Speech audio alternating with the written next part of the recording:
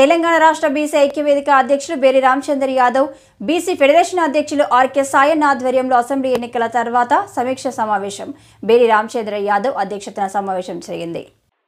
జై బీసీ అధ్యక్షులు కస్తూరి గోపాలకృష్ణ మాట్లాడుతూ ఈ అసెంబ్లీ ఎన్నికల్లో బీసీలకు న్యాయం జరగలేదని మన రాష్ట్ర వ్యాప్తంగా రథయాత్ర చేసి తమ ప్రాంతం నుండి హైదరాబాద్ వరకు న్యాయ పోరాటం సాగించాలని, జీహెచ్ఎంసీ ఎన్నికల్లోనూ ఎంపీ ఎన్నికల్లోనూ బీసీలు అత్యధికంగా పోటీ చేసి గెలుపు మార్గాలు అన్వేషించాలని కోరారు.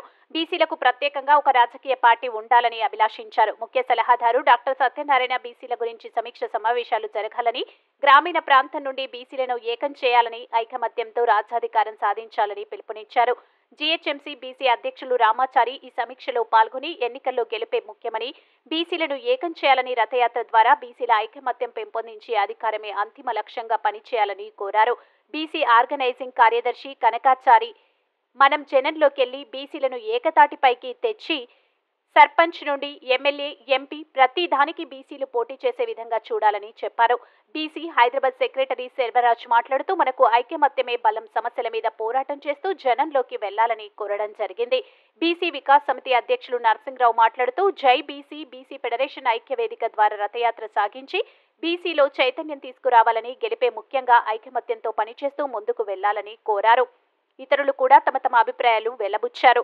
అన్ని యూనివర్సిటీల్లోని విద్యార్థులను ఏకం చేసి ఉద్యమంలో భాగస్వాములు చేయాలని, అందులో తనవంత పాత్ర తెలంగాణలోని అన్ని యూనివర్సిటీలో ఉన్న విద్యార్థులను ఏకం చేసి న్యాయం పోరాటంలో పాల్గొన్న విధంగా కృషి చేస్తానని వాగ్దానం చేశారు.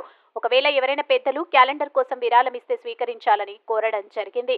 ఆఖరుగా బీసీ ఐక్యవేదిక అధ్యక్షులు బేరి రామచందర్ యాదవ్ మాట్లాడుతూ MP elections, greater Hyderabad corporate elections మరియు ఏ ఎన్నికలైనా మనం ఎదుర్కొని గెలిపే లక్ష్యంగా ముందుకెళ్దామని అన్ని సంఘాలకు, కుల బంధువులకు, నాయకులకు, కార్యకర్తలకు కోరడం జరిగింది. గల్లీ నుండి గ్రామీణ పట్టణాల్లో కూడా కమిటీలు వేయడం ముఖ్యమని తెలిపారు. క్యాలెండర్ డైరీ ఆవిష్కరణ చేద్దామని, మొట్టమొదట షేర్లింగంపల్లిలో మనం బీసీ ఎస్టాబ్లిష్మెంట్ చేసుకుని తద్వారా బీసీ రథాన్ని రాష్ట్ర వ్యాప్తంగా తిప్పుతూ మీడియా ద్వారా, యూట్యూబ్ ద్వారా, దినపత్రికల ద్వారా మన యొక్క సిద్ధాంతాలు, న్యాయ పోరాటాలు తెలిసే విధంగా పనిచేయాలని కోరడం జరిగింది. ఈ సమావేశంలో వివిధ సంఘాల నాయకులు, అధ్యక్షులు, కార్యదర్శులు, అభిమానులు, కార్యకర్తలు పాల్గొని జయప్రదం చేయడం జరిగింది. ఇక్కడ ముఖ్యంగా మహిళా సోదరిమణులు ఈరోజు ఇక్కడ బీసీ సంఘం ఒకటి స్థాపన చేసుకోవాలని మనం అనుకున్నాము. ఇంతకు ముందే మాట్లాడినట్టుగా సంఘాన్ని కూడా ఏర్పాటు చేయడం కూడా జరిగింది. దీన్ని రిజిస్ట్రేషన్ కూడా చేసుకొని ముందు మనకు కేంద్ర ప్రభుత్వం ద్వారా వచ్చే ముద్రా లోన్ లాంటివి ఇంకేవి ఉన్నా అటువంటివి కూడా ఉపాధి కోసం మనం మహిళలకు కూడా సహాయం చేయడానికి ఇక్కడ ఆస్కారం ఉంది. అదే రకంగా స్టేట్ గవర్నమెంట్ గురించి కూడా మనకు ఎన్నో పథకాలు ఉన్నాయి మహిళలకు.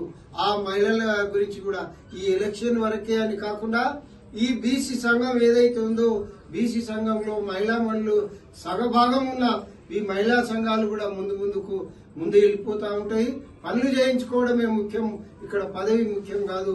మీరందరూ ఐకమత్యంగా ఏకమై అందరూ ఇక్కడ ఉంటే కార్పొరేటర్ ద్వారా, ఎమ్మెల్యే ద్వారా మాలాంటి సమాజ సేవకులు, ఇప్పుడు రాష్ట్ర అధ్యక్షులు బేరి రామచందర్ గారు, శేర్లింగంపల్లి అధ్యక్షులు మన అడ్వకేట్ రమేష్ గారు, అదే రకంగా యూత్ అధ్యక్షుడు కుమార్ మనకు చాలా అండగా ఉంటారు.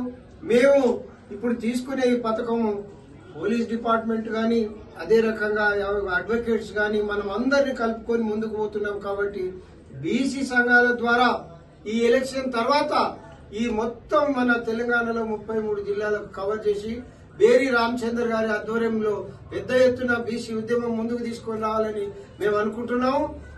దాంట్లో మీరు కూడా మహిళలు సహకరించి మీరందరూ కూడా ఈ సంఘాన్ని బలోపేతం చేయాలని కోరుకుంటూ ఈ అవకాశం ఇచ్చిన మీ అందరికీ నా నిండు నమస్కారం. జై బీసీ.